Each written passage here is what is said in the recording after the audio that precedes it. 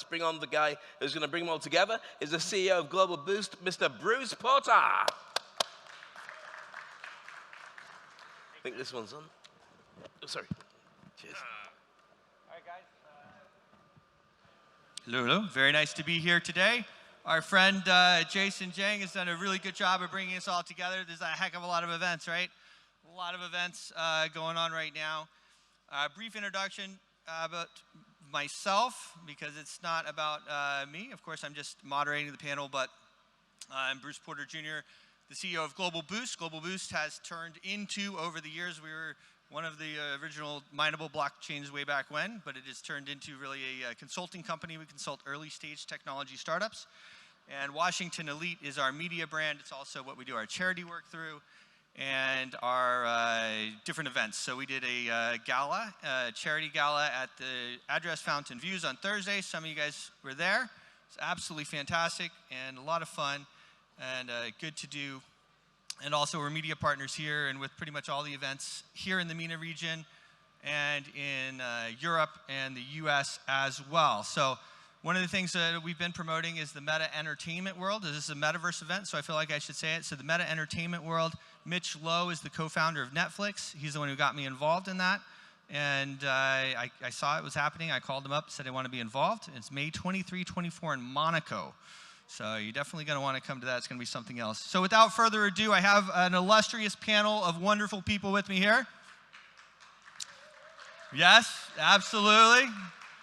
We're going to start with the guy that I just interviewed, as a matter of fact, streaming as it was, because of course that is kind of how we do things, right? We stream, and we've been doing it for years, but it's really hit mainstream, and now streaming into the metaverse is really so cool. So please welcome Michael Ein Chaybeh.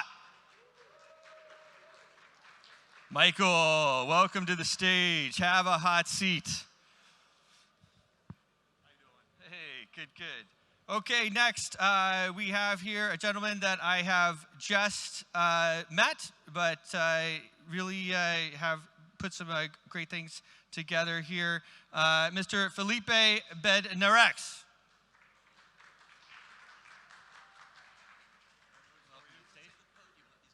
Okay, sounds good. And then a guy that kind of almost doesn't need an introduction because he is so personable and he has that factor, and he goes around and he does a lot of events, and everybody probably knows him. And that is Fernando Pereira. Please welcome to the stage. Pereira. Sorry, with P. Yes. Apologies. And I just was having a great conversation. If you look at my Twitter at Networks Manager, I think we might be live here in a couple minutes, but you'll see a photo of me with an NFT right beside me in augmented reality. Really cool stuff that she has. Miss Olga Filatova. Welcome. And last but certainly not least, with great hair over here, and who we'll get to know each other more on stage. Please welcome to the stage, Susan Oh.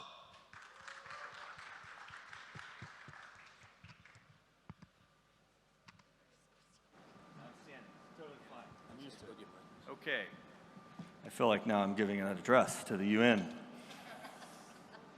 How NFTs are going to change the world. So guys, I've been in the space for a long time, about a decade. Bought my first Bitcoin under $70 and was lucky enough to kind of skip or see that the ICOs were going to be an issue for me as an American and stay away from those and keep myself out of trouble. When the NFTs came around, I thought, well, that's pretty cool.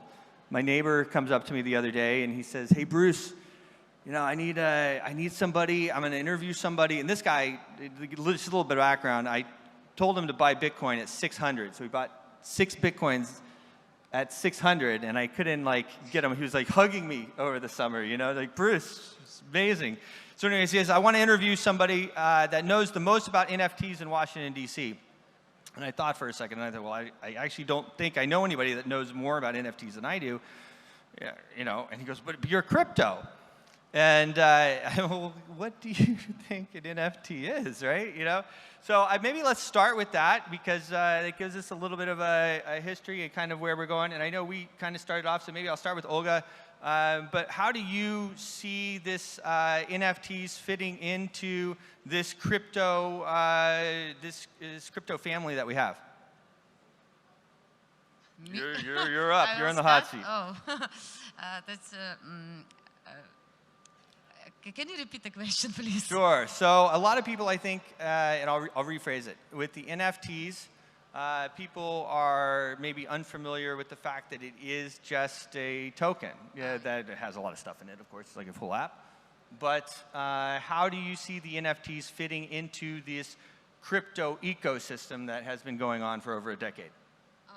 I think I'm in NFT space since 2018. Then maybe even thousands of people only know what it is.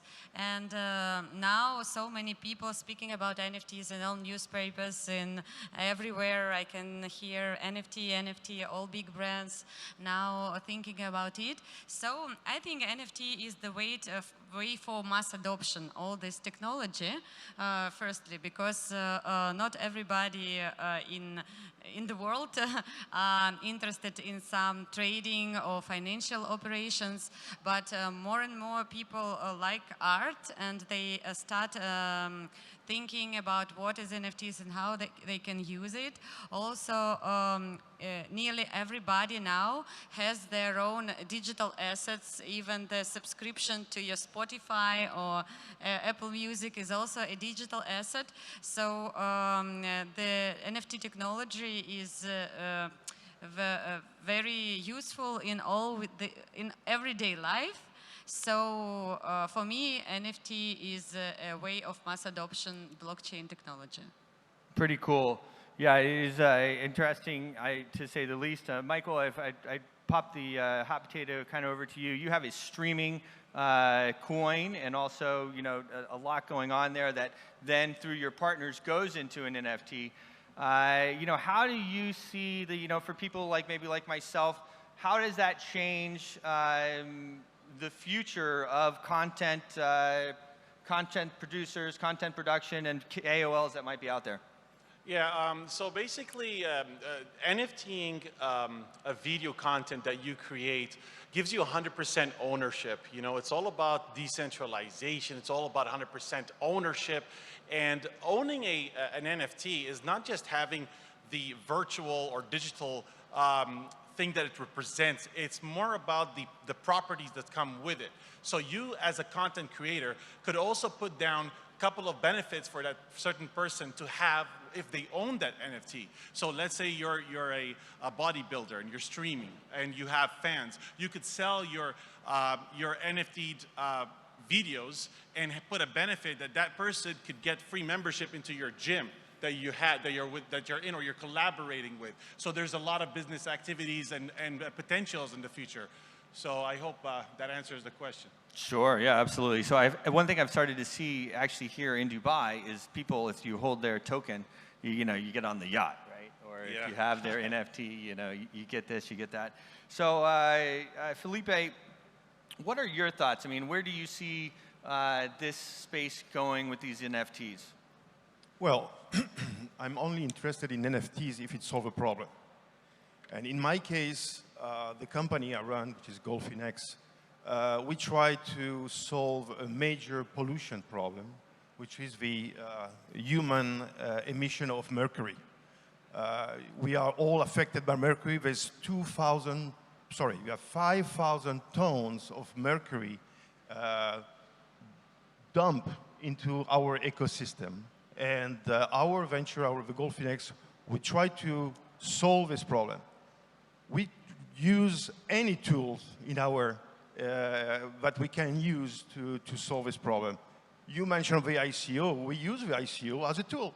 Sure. Because it's a way for us to raise money, because nobody cares about this problem. If you go to the bank and to the hedge fund and say, oh, you know what, I'm gonna solve this major mercury problem of the planet, nobody cares about it. ICO was a beautiful tool to do it. And we raised money, we raised substantial money. Our seed money came from basically crypto crowdfunding. And I love ICO. And now it's NFTs. NFTs, I'm fine if it solves a problem. If I can use the NFT to solve the problem we try to address, I'm really fine with it. Well, it is an amazing thing, right?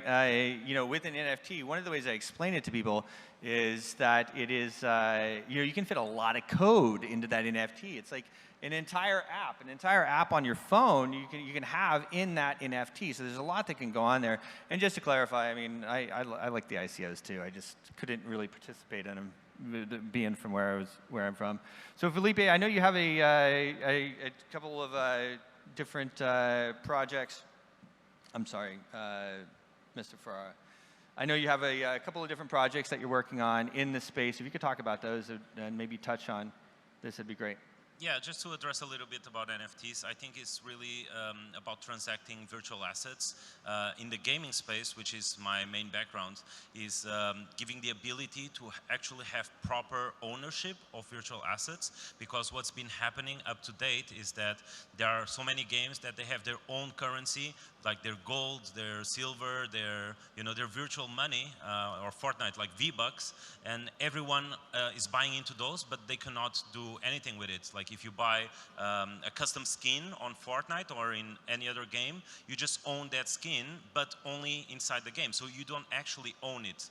And NFTs is coming to change that, because it gives people actual ownership over their virtual assets and make them transactable as well. So if you are able to, for example, in a MMO game, you are able to defeat some crazy hard monster, and you earn like some special loot for it, and this loot is not attached only for the game, but it's actually presented as an NFT, then it can become even more valuable if it's rare, because you can transact it to people who are never able to finish that level, for example.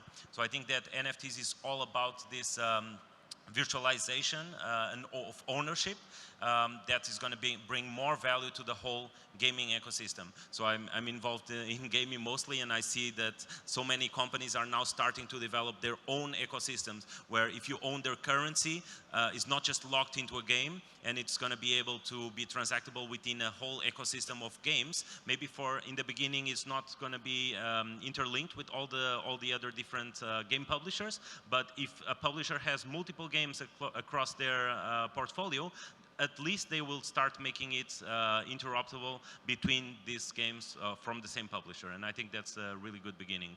Yeah, it's fantastic, really. It's amazing. One thing, another thing I like to explain to people is that the amount of transactions that are happening in these games.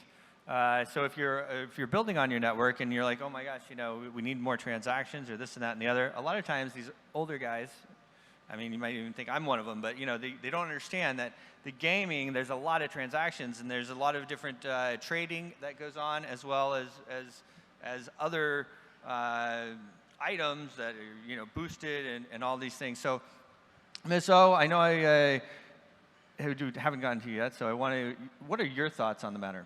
So NFTs are difficult to define because, as you touched on, they are everything and all things. You could put in any number of 4 to hundreds of protocols running at once in an NFT. So it is simply the most robust programmable digital asset in existence. So some of the ways that we're using NFTs for Hangry Animals is to manage complex IP and you know, rights management for Hollywood franchises. You get a crate of NFTs, and then it's anonymized, and then you have to use the utility token in a video game to train an audition for our in real world 3D animated movie. And if we pick your NFT to be in our movie, then we pay you royalties in our tokens. Mm-hmm. Another way that I'm using NFTs is that we are, by latitudinal coordinates, putting NFT representation, digital representation of 300,000 hectares of primary rainforest, and that number is going to go up to 1 million. And what we're going to do is basically run dynamic pricing protocols to look at the different standards of carbon sequestration, as well as the carbon sequestration of all living things within the forest. And what that does is it sets a new delta for the true cost of biodiversity on the planet, working with, I can't reveal the foundation, but it's a billionaire foundation out of Africa, a former NBA basketball player. And we also have a partnership with the Allen Institute of AI, which was, of course, Paul Allen, co-founder of Microsoft.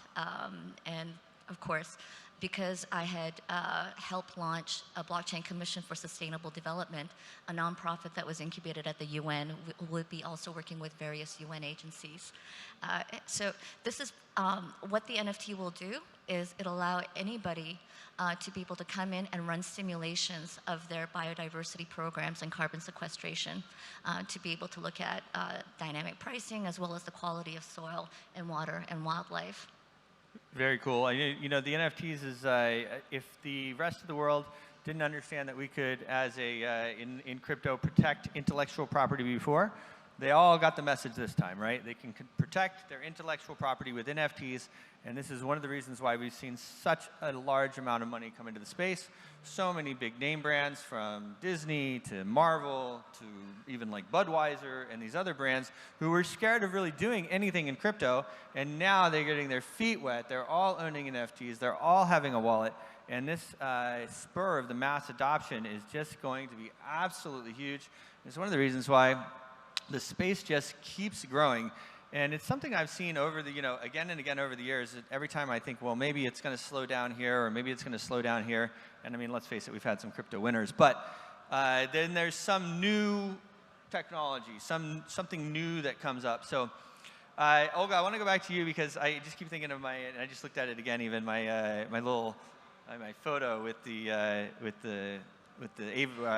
NFT, right, or in augmented reality. That's up on my Networks Manager Twitter right now, at Networks Manager, if you want to look at that.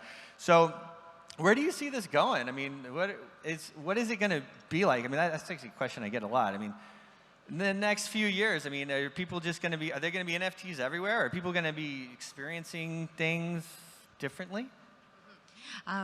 Yeah, I think that one of the biggest problem in NFT collecting is that you cannot show it to your friends. You just need to show your profile and say, oh, this is my NFT, this is my NFT.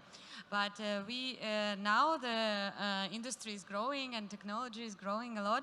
And third step will be using augmented reality in showing your NFTs, and we implement it in our project with 3D objects. And this 3D objects is also ready for Metaverse. So because for Metaverse, 3D objects is much more interesting than 2D. And so I think that this is also a very big issue to let people show their digital assets that are NFTs to the friends, because collecting, one of the reasons why you collect is to show off. Yes, to say the truth. So when you are just collecting something on your wallet, it's not the whole picture. You need to show, and this is, I think, the second step, and we are going in this direction very fast. And very soon we all will be in Metaverse. So start from now to collect your own art collection, because when you have your own office, or when you have your own home in Metaverse, you need to decorate it somehow. So just, yeah, do you need? Yeah, absolutely. And actually, our friend, I mean, I'm sure everybody knows him, Nico de Jong with Blockchain Valley Virtual. He's right out there, and he'll do your avatar for you. And he puts you right in there, and then puts you in the Metaverse. So that's pretty cool. I encourage everyone to go do it. There might be a line today, because I think he set up all of the pageant contestants to get theirs today.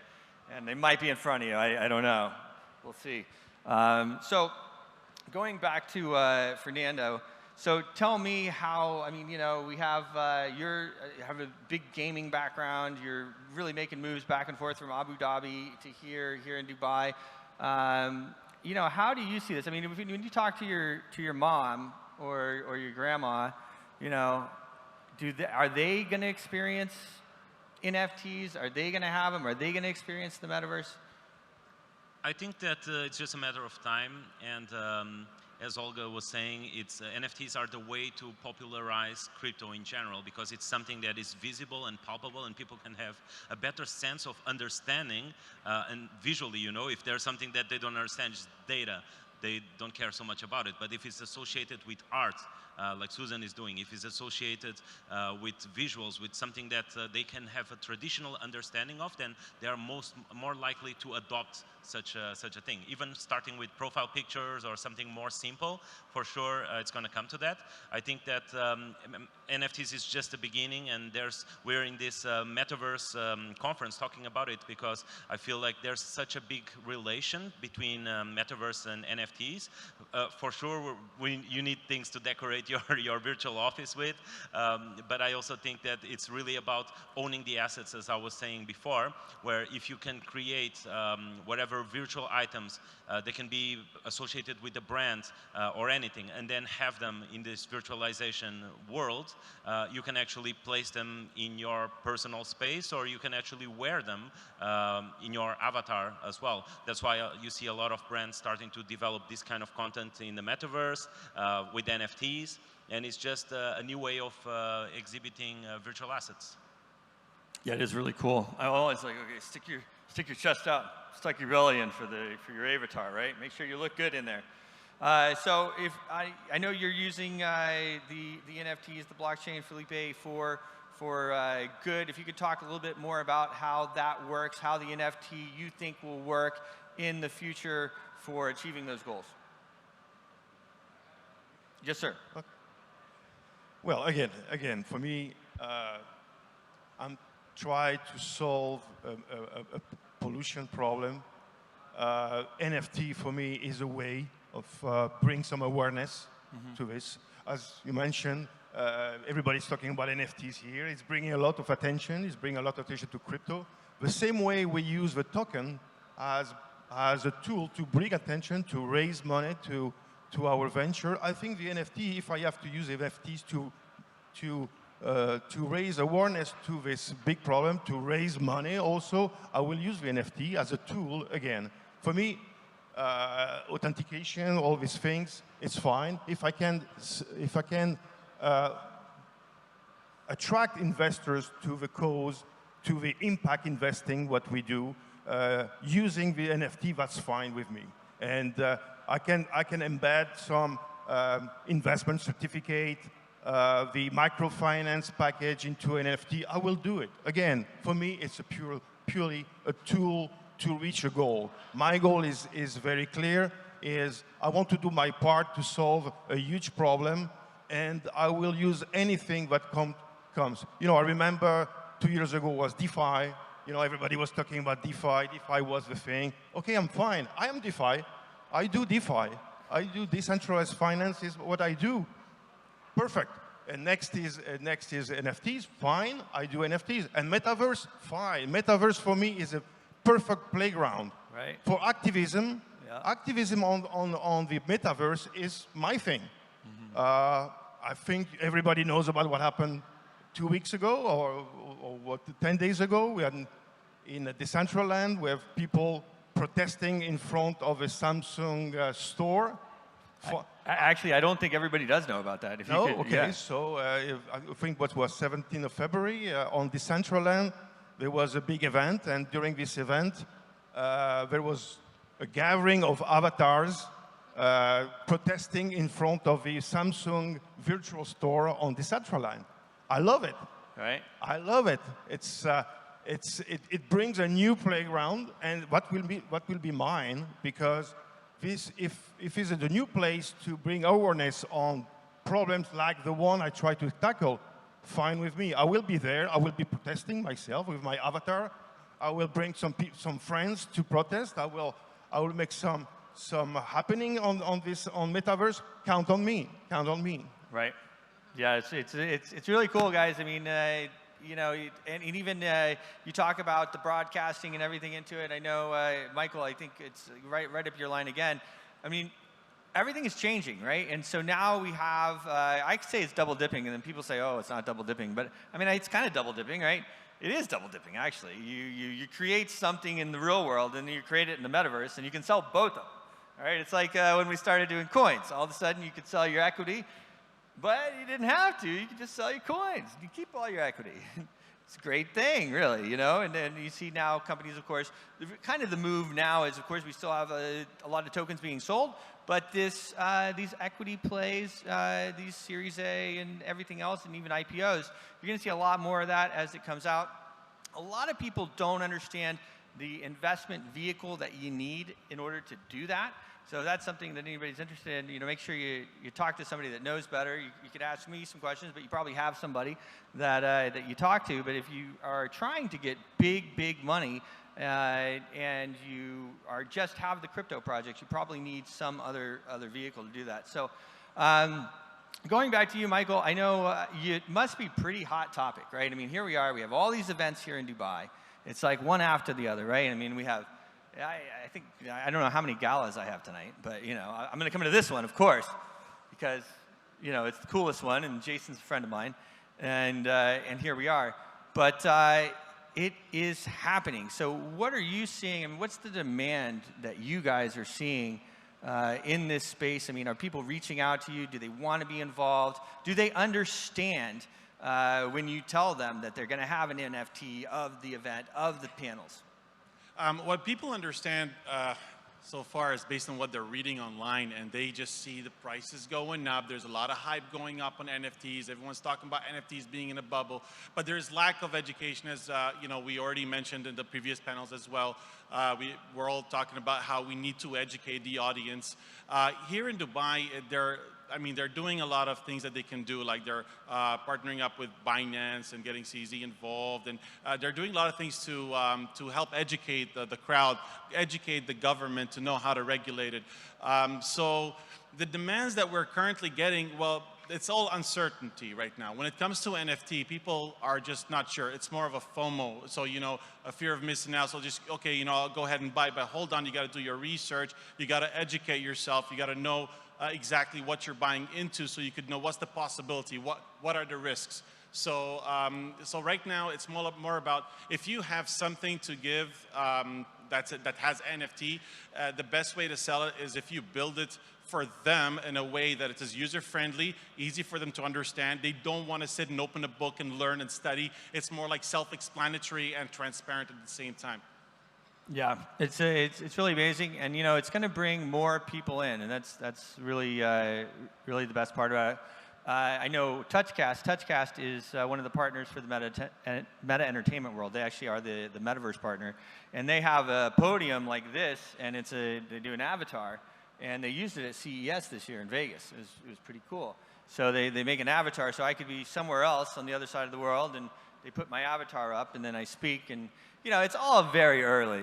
You know, I mean, it doesn't look exactly how you think I describe it, but it is something else. And you know, we've seen this really start, I think, with art.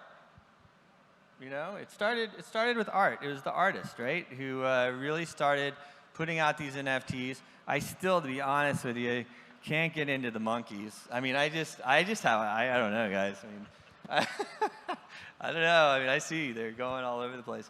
But I think with your experience in the artist space, I mean, what are your thoughts on how you've seen it progress? I mean, we've gone from, you know, art, where, of course, it's so wonderful that the artists are able to get paid over and over and get royalties now. Never in the history of the world has this ever happened. You know, we have, they sell Picasso's. Picasso's family doesn't get any money, right?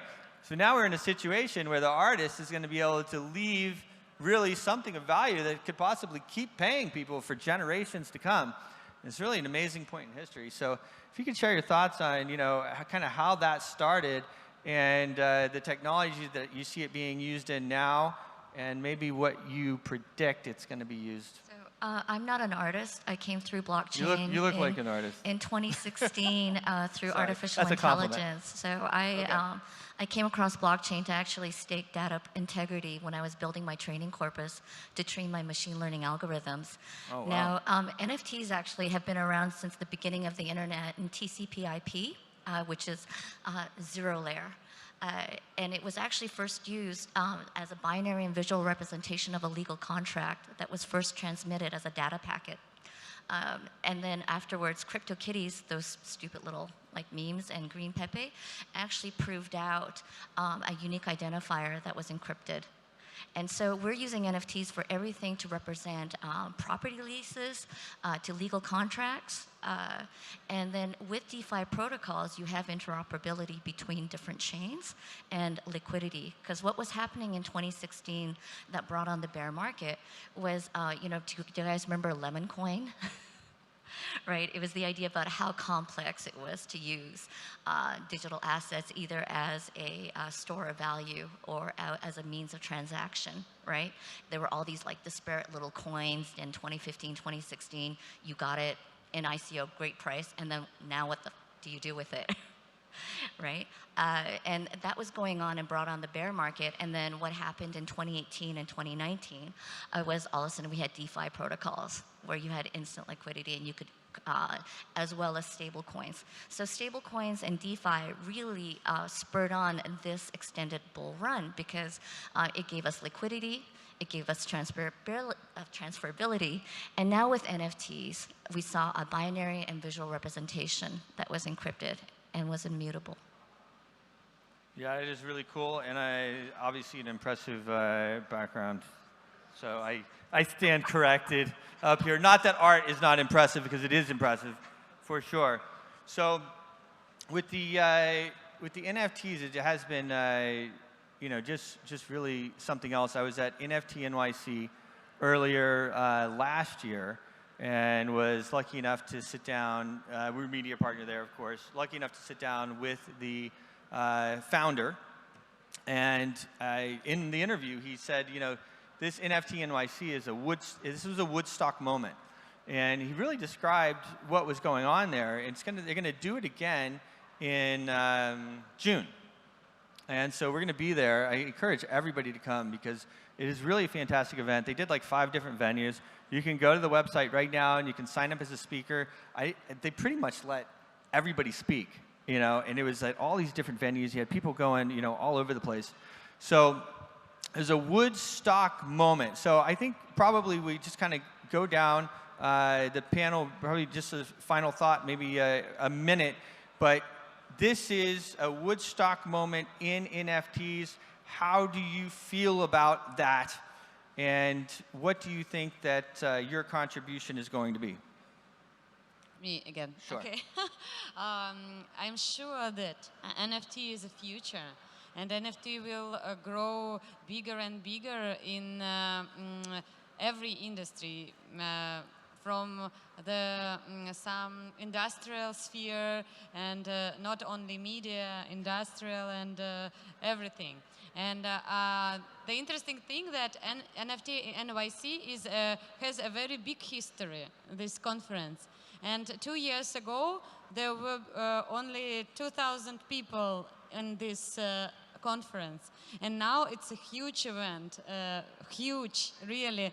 Times Square screens, Sylvester Stallone, or John Travolta. They were all calling. He said his phone was just the last week. They just kept calling. Yeah, a lot of celebrities there. So now we see the very fast growth, and I'm completely sure that it will grow more and more. And as for me, I think my role will be to contribute in mass adoption, to show people from all spheres that it's a good technology, and the basic principles of blockchain, transparency, and decentralization should be implemented in everywhere and in all minds of people. Awesome. Fernando?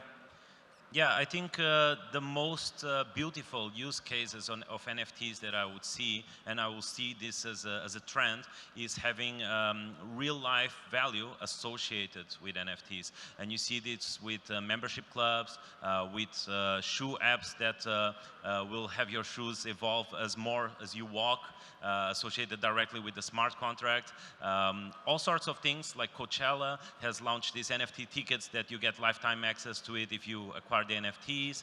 So I think that the bridge between real life value and actual virtual assets is going to be the key thing to unlock even more value to these virtual assets, and that's going to be the trend for the future. As for me, I will definitely be using and creating NFTs for a Metaverse platform that I'm building, everything through wearables and the virtualization of brand items and things like that. So I think that's going to be a big, big trend for the coming years. Fantastic. Well, I think we should all read again the Satoshi Nakamoto white paper, because it's very refreshing to read again, because the goal was to solve problems. Trust problem at that time was trust.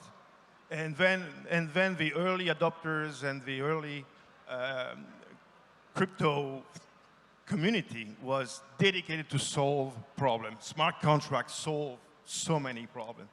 And I think we should keep on this state of mind. We are here in this community, it's a what, 11, 12 years community? Between $2 and $3 trillion of wealth created in 10 years. Nobody did that before. No industry created this wealth in such short time. But we should keep on this goal, this initial goal, this original goal, which is solving problem. And again, I don't want to repeat again and again, but it's fine. Whatever comes to every year, every 6, now suddenly it's quicker and quicker. Before we had 2-3 years to understand what's going on. Now it's very quick, very quick. NFTs, Metaverse, whatever. Yes, but let's solve problem first. Fantastic. Love it. Michael? You know, we went down so many people and I forgot what the question was. You can just give a closing thought. Everybody's going to lunch, just a closing thought, you know, it's fine. You can just give a closing thought. I forgot what the question was too. Yeah, I mean, look, one thing about NFTs, like, sorry, just want to interact a little bit with the audience. I want to see a raise of hands for those who know NFTs at a complete expert technical manner. Can I see your hands, please? For those who know NFTs in an expert level. Okay, can I see your hands at an intermediate level, please? Intermediate level. Let's see some hands, please. Intermediate. Thank you. What about beginner?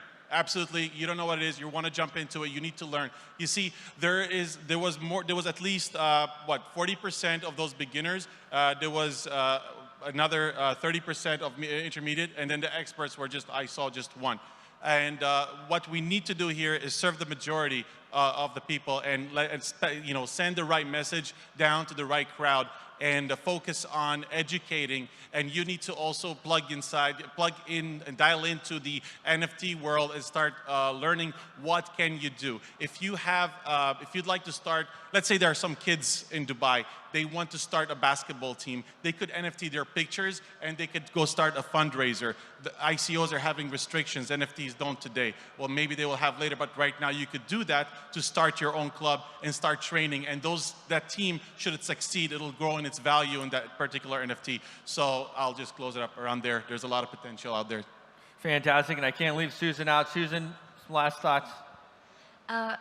I want NFTs and blockchain to actually not be talked about in the future, that it'll just be presumed that it's a great opportunity for self-expression and for ways for people to make a living for themselves doing what they love to do. So, we went from the information age to the data age to the social age to insights, and I think we're coming to the age of expression, whereby through NFTs and the metaverse, Web 2.0 was about build something, a visual representation on the web of what's in the real world to make money. Web 3.0 is I'm going to build things that allows other people to make money so that we can co-create together a new sense of experience and connection. Well, it's a fantastic thought, guys. If there's one thing that crypto has done for all of us is bring us all together, you know, and whether you're on one side of the world or the other, if you're on left or the right or conservative or liberal or whatever you are, we all believe that you should be able to own your own money, you should be able to keep it. We believe in some certain freedoms. We believe in expression. And it has brought us all together. And so I think the future of the NFTs in the space is very bright. Work with some of these people up here. They're all very wonderful people. Come and get to know them, get to know some of the other people that are here. Thank you, Jason and the TNC crew and everybody here for giving us the podium and let us speak. Round of applause, please. Brilliant. Fantastic. Thank you very much, Bruce, for putting it all together. Go for Bruce. Brilliant job. Thank you very much.